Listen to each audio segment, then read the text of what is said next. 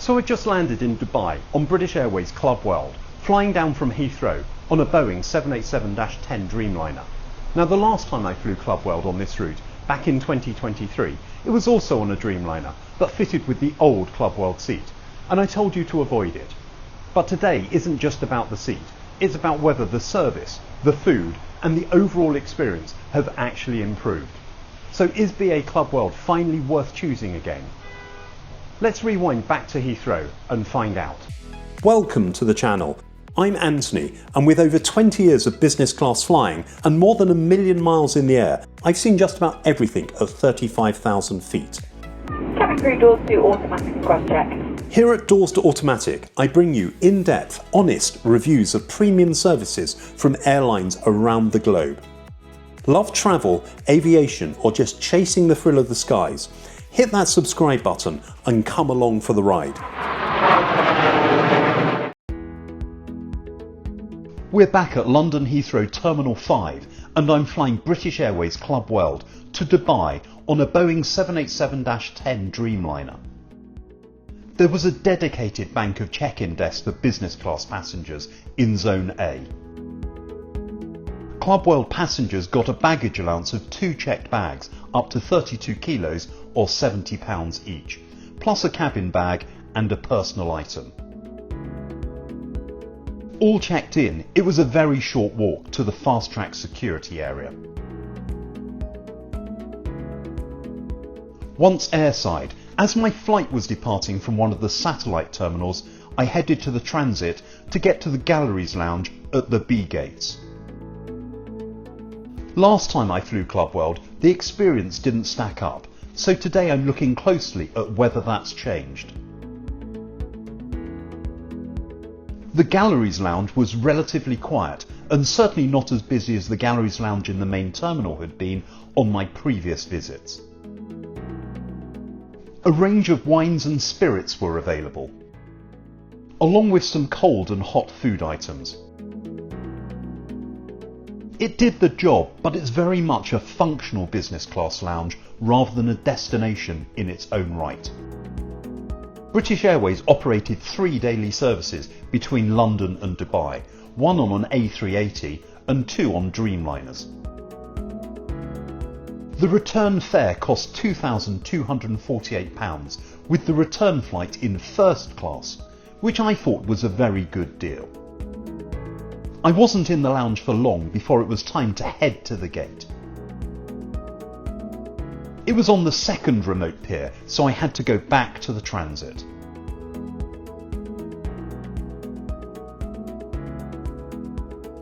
The flight was on a Boeing 787-10 aircraft, registration Golf Zulu Bravo Lima Echo.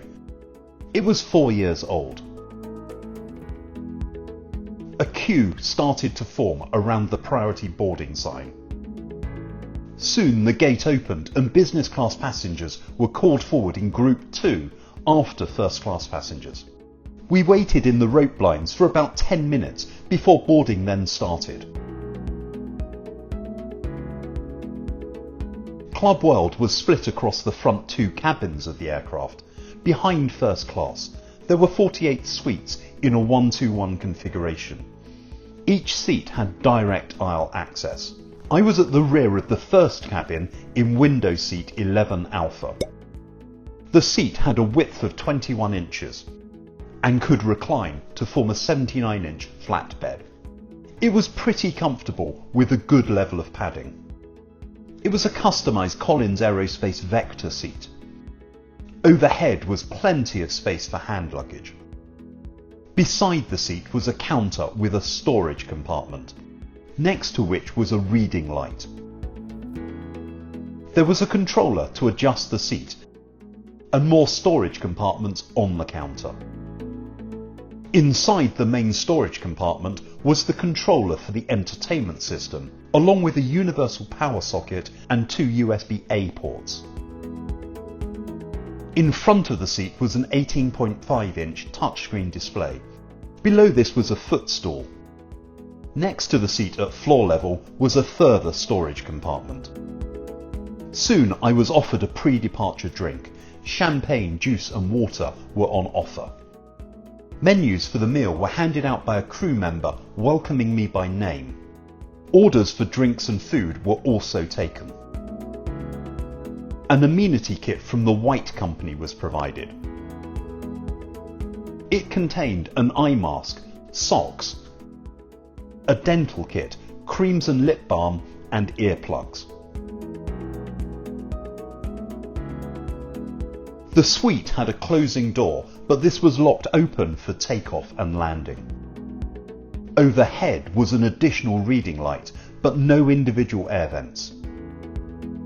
Boarding completed, the air bridge was retracted and we pushed back from the gate.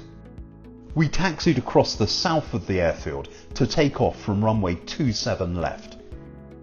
As we taxied, BA's period drama themed safety video was played.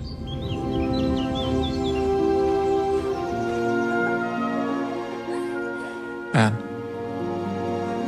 I must confess a sentiment of the most tender nature.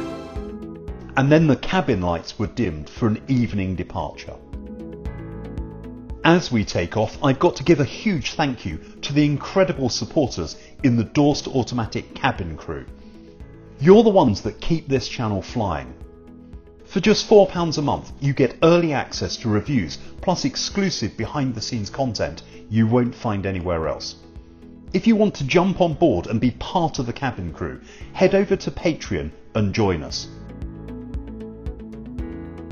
The flight time was slightly longer than could be expected at 7 hours, because we routed over Egypt and Saudi Arabia to avoid airspace near Iran. Soon after takeoff, the lock on my suite door was undone, allowing me to close it. It provided a good degree of privacy. On the aisle side of the seat, the armrest adjusted up. I checked out the entertainment system. I counted 622 movies, 366 television series, and 86 audio albums. Headphones were provided, but these were not noise cancelling. So I connected my AirPods via an adapter. Wi-Fi was available at a cost of £15 for the entire flight. Download speeds were just under 5 megabits per second. That's fine for messaging and standard definition streaming, but not much more. Shortly after takeoff, a hot towel was provided. And then drinks started to be served. A range of cocktails, spirits, liqueurs and beers were available. Being at the back of the cabin, service took a little longer to reach me. Accompanying the drink was a packet of mixed nuts. Then the meal service started. There was a choice of 2 starters, either smoked salmon or parsnip and apple soup.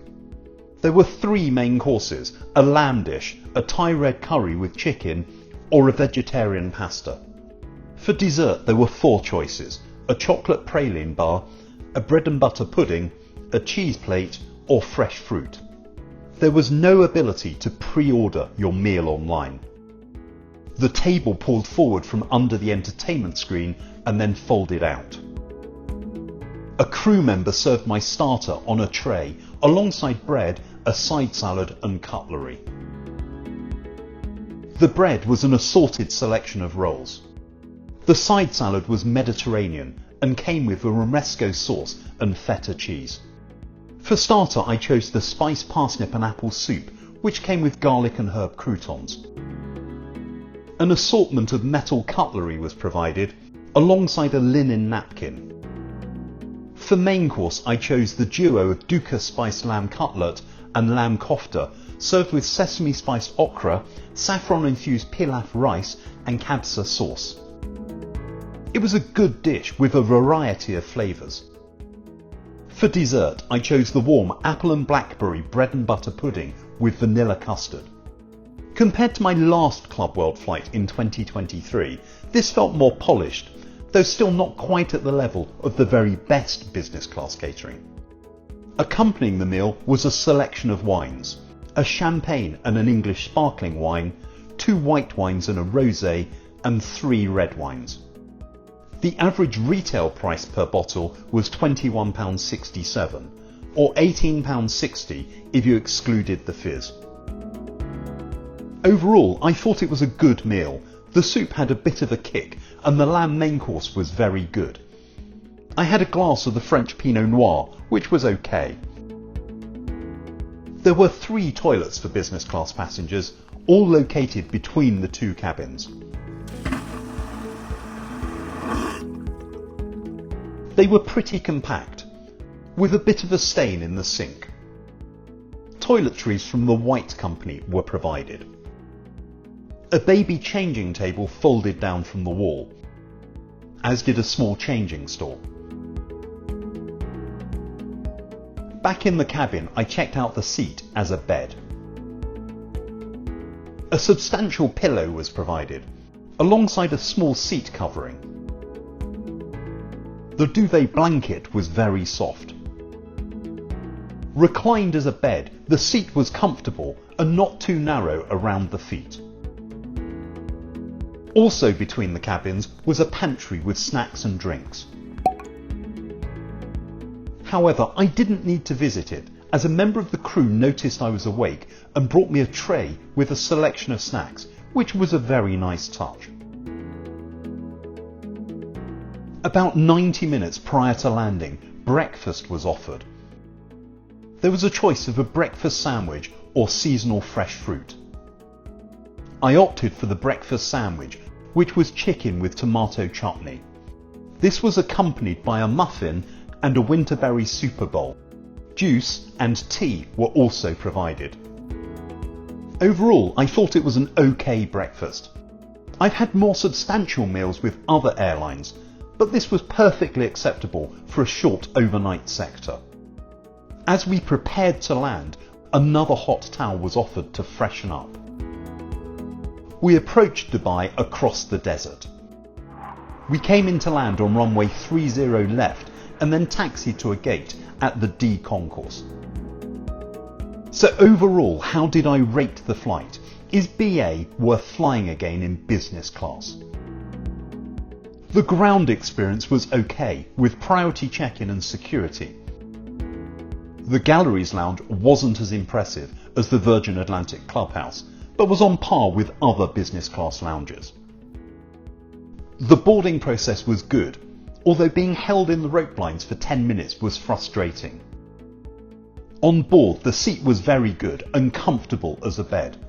My only criticism of the layout was having to move drinks to one side to open the main storage compartment where the charging points were. It's a small thing, but it's a sort of design compromise you notice on a night flight when you're repeatedly charging devices. The food and drinks were good, and the service was very attentive, although it was a little slow to get going. The entertainment system worked well and had a broad range of film and television content, although it was a little limited on audio content, but with Wi-Fi, Spotify is your friend. The Wi-Fi was okay, although it did cut out for a while in the middle of the flight. Overall, this was a good, solid Club World experience, and a world away from the flight I told you to avoid in 2023. It's not the most exciting business class in the sky, but it's finally consistent, comfortable, and genuinely competitive again. Has the new Club World Suite tempted you back to British Airways, or are there still better options out there? Let me know in the comments. If you know someone weighing up this cabin on their next trip, feel free to send them this video. It's exactly the kind of flight I'd want to see before booking. And don't forget to subscribe if you haven't done so already. Now check out the competition in this review of Virgin Atlantic Upper Class.